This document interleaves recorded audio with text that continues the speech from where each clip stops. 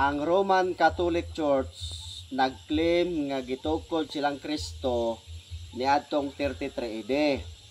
Samantalang ilang Biblia nag-ingon nga si Kristo namatay 30 AD og nabanhaw og misaka sa langit. Ang akong pangutana mao ni, kinsa man Kristoha ang nagtukod sa Romano Katoliko nga 30 AD or 30 AD namatay naman si Kristo? Kinsa man Kristoha mga Romano Katoliko? Kay sige mo claim nga 33 AD mo gitukod ni Kristo, unya balikwaot kaayo nganuman ang inyong libro nag-ingon 30 AD namatay si Kristo. Kinsang Kristoha ang nagtukod ninyo Romano Katoliko niadtong 33 AD nga 30 AD pagali namatay naman si Kristo, nabanha og mikayab sa langit? Kinsa man Kristoha nagtukod ninyo? Basig mini na nga Kristo. Salamat. Ato ning tubagon gining argumento sa atong higala nga nagpailang defensor sa Seventh-day Adventist. Sa iyang question, nagclaim man daw ang Romano Katoliko nga siyang iglesyang gitukod ni Kristo niya natukod sa tuig 33. Iyang problema, sumala pa niya sa Bibliang Katoliko, natukod daw o namatay na si Kristo 30 anyo Domini pa. So ang question niya, kinsa daw na nga Kristo ang nagtukod sa 33 nga ang Kristo namatay 30 AD man daw, according sa iyahang tawag ining libro nga gibasa. So ang atong tubag niya na ang maong gitawag og question pinakauna sa lohika, misleading ang question. Nganong misleading man ang question tungod kay iyang girambol-rambol ang gitawag og mga dates and the years nga until now ang mga historians is ilahapan ng gidibatihan, ilahapan ng gitawag og giirguhan niya. Ang iyaha naghimo na siya og konklusyon nga asa mo gid na 30 or 33 AD. Kay actually mga sir og mga ma'am, ang mga historians naga-ergo sila concerning sa birth ni Ginoong Jesucristo. Unsa ba gyud siya natawo, 6 BC or natawo siya 1 AD? Kay kung natawo siya 6 AD, namatay siya 30 AD. Ngano man kay nahulog man gud nga kung ang 33 AD minus 6, so mahulog siya og 27 AD nagsugod na iyang ministeryo.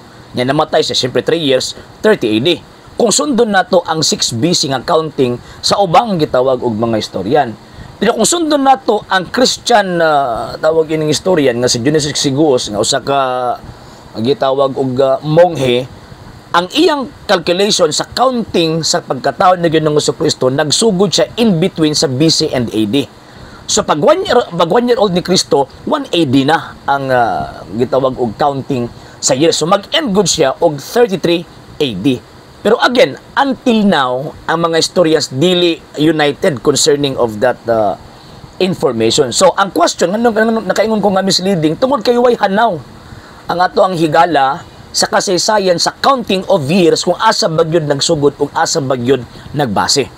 So ang simbahang Katolika, siyempre, nagbase siya kang Dionysius Exiguus. Wala sa nagbase sa uban pang gitawag mga historians.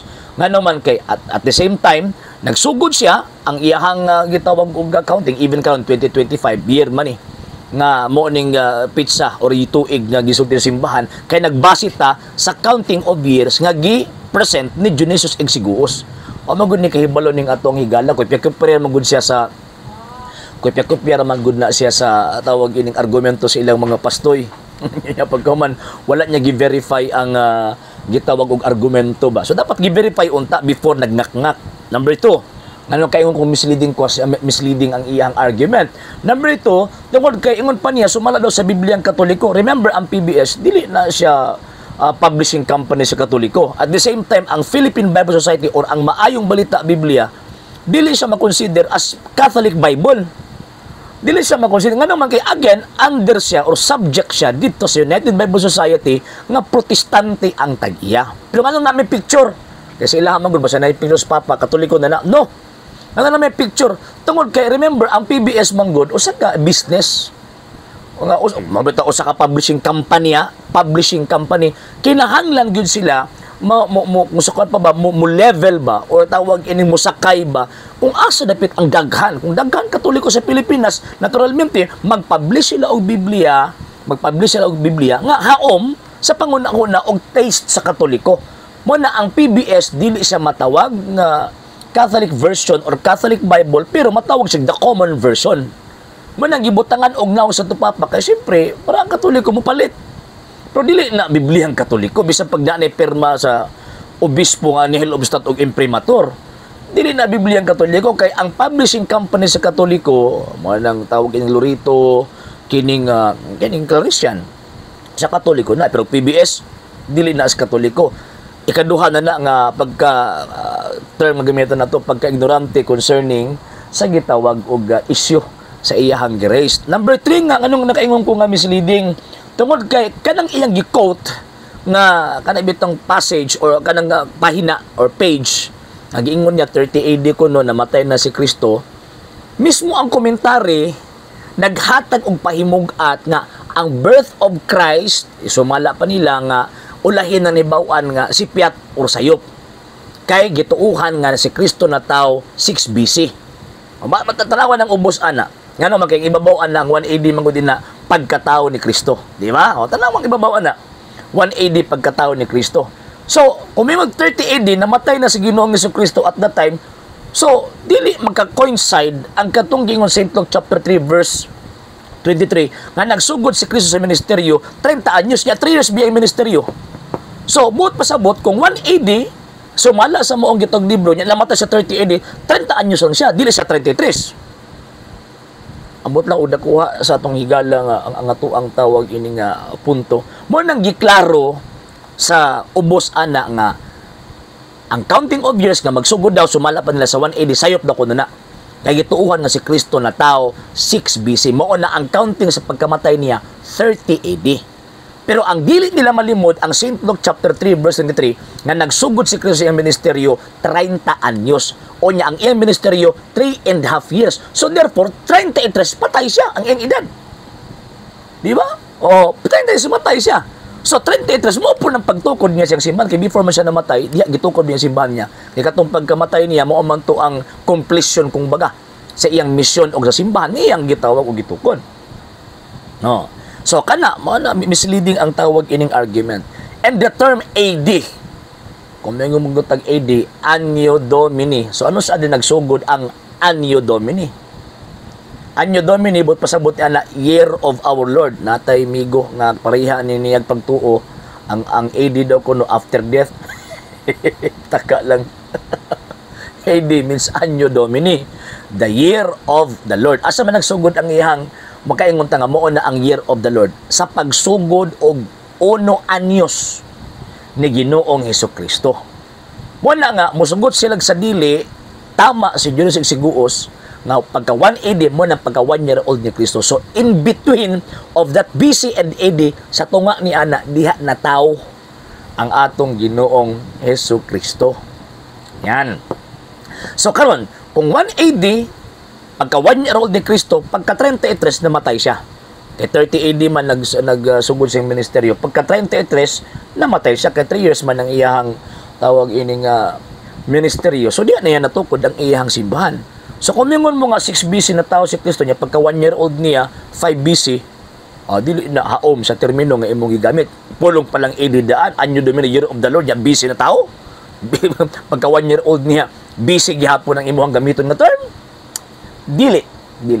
Pero man akong yung ganyan na, ang pinaka-for sure na to, nga tinuod yun nga 33 na tukod ni Kristo ang iyang iglesia. Nga naman, kay 3 years ang iyang ministeryo, nagsugod sa 30 anyos, so therefore, namatay siya, 33 ang iyang edad. O niya, kung ang iyang man ang edad 33, so ang tama ang gamiton ng word, or title, AD, Anno Domini. So, mo na nga, kinahanglan ka magtuki pagsagtumigo. Nga naman, kung magkopya-kopya lang ka, mahimo kang katawanan. Mahimo dyan ang katawanan kung magkopya-kopya lang ka sa tawag ining argumento sa uban or pangutana sa uban.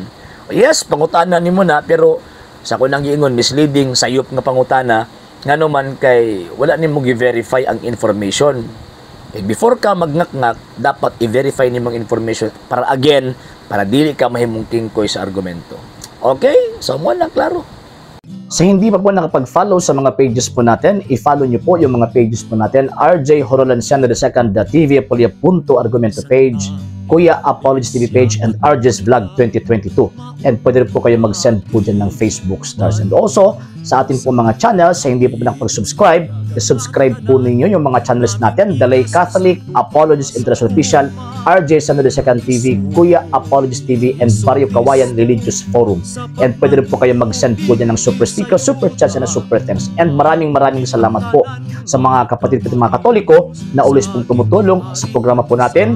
Maraming salamat po. Nang dahil po sa tulong at suporta po ninyo, ang programa pong ito, until now, andito pa rin po sa social media. And until now din po, nangangailangan pa rin po tayo sa tulong at suporta po ninyo dahil wala po kami magagawa rito mga sir, mga ma'am, kung wala po yung tulong at suporta po ninyo. Sa gusto pong tumulong, sa gusto pong sumuporta, pwede po ninyong ipadala ang tulong at suporta po ninyo sa pamamagitan po ng ating mga account numbers dyan po sa ating pong screen. And pwede nyo po kaming i-message sa ating pong page kung via remittance po yung ipadala po ninyo. Maraming salamat po in advance.